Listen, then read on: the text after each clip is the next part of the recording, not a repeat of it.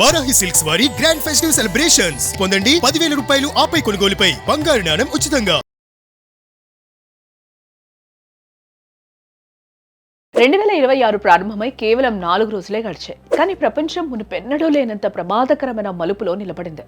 వెనుజులాలో అమెరికాతో నేరుగా సైనిక ఘర్షణ మొదలవడం వినాశనానికి ఆరంభమా అనే భయాందోళన రేకెత్తిస్తోంది.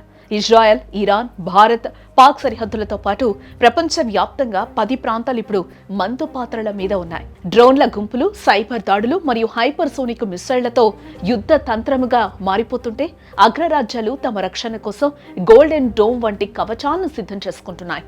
అసలు 2026లో ఏ దేశాల మధ్య యుద్ధ జ్వాలలు ఎగిసిపడే అవకాశం ఉందో ఇప్పుడు ఒకసారి చూద్దాం. కాలం మారింది, కానీ యుద్ధ భయాలు మారలేదు. 2026లోకి అడుగుపెట్టినా ప్రపంచంలో ఉద్రిక్తతలు చల్లారటం లేదు సరికదా, మరింత ముదురుతూ ఉన్నాయి. కొన్ని ప్రాంతాల్లో చిన్న నిప్పు రవ్వ రేగినా అది నేరుగా ప్రపంచ యుద్ధానికే దారితీసేలా కనిపిస్తోంది. ఇప్పటికే వెనుజులాలో అమెరికా తన ప్రతాపాన్ని చూపింది. ఇది కేవలం ఆరంభం మాత్రమేనని నిపుణులు హెచ్చరిస్తూ ఉన్నారు. మరోవైపు మధ్యప్రాచ్యం మండుతోంది.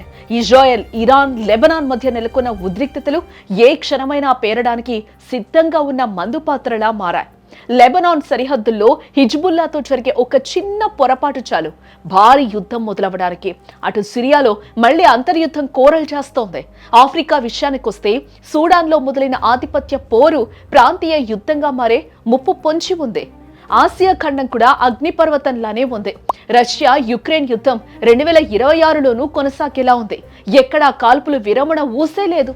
అటు ఉత్తర కొరియా అణుక్షిపణి ప్రోగ్రాం వల్ల అమెరికా, జపాన్, దక్షిణ కొరియాలు యుద్ధంలోకి లాగబడొచ్చు.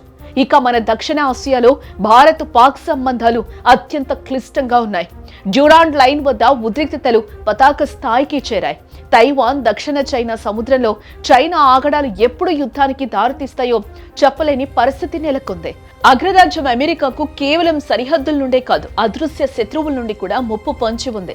సాంకేతిక వ్యవస్థలను చిన్నాభిన్నం చేసే సైబర్ దాడులు దేశాన్ని స్తంభింప చేయొచ్చు. మరోవైపు వెనుజులా, హైతీ వంటి దేశాల్లో పెరుగుతున్న అరాచకత్వం వల్ల వలసలు పెరిగి అమెరికాకు కొత్త తలనొప్పులు తెచ్చిపెడుతూ ఉన్నాయి. ముఖ్యంగా 2026లో యుద్ధం చేసే తీరు కూడా మారిపోయింది. డ్రోన్ల గుంపులు సంప్రదాయ రక్షణ వ్యవస్థలను తుత్తునీయలను చేస్తూ ఉన్నాయి. కమ్యూనికేషన్ ను దెబ్బతీయటం, స్పూఫింగ్ చేయడం వంటి ఎలక్ట్రానిక్ వార్ఫేర్ ఇప్పుడు రాజ్యం వెళ్తోంది. అందుకే ప్రపంచ దేశాలన్నీ గోల్డెన్ డోమ్ మరియు స్కై షీల్డ్ వంటి అత్యాధునిక రక్షణ కవచాల కోసం పరుగులు తీస్తూ ఉన్నాయి. మానవత్వం శాంతిని కోరుకుంటున్నా మారిన యుద్ధ తంత్రాలు మరియు దేశాల మధ్య విభేదాలు 2026ను చరిత్రలో ఒక చీకటి అధ్యాయంగా మారుస్తాయా అన్నది వేచి చూడాలి.